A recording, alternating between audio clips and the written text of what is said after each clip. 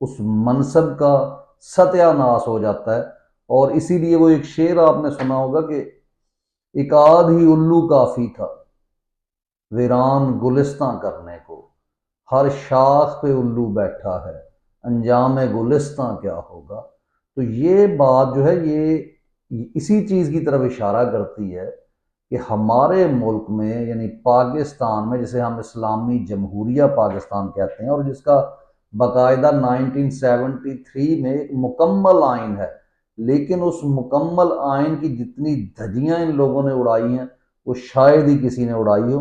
और अब जनाब एक मसूद जो है आपके एयर चीफ साहब जो है वो मैदान में आ गए हैं, एयरफोर्स के चीफ।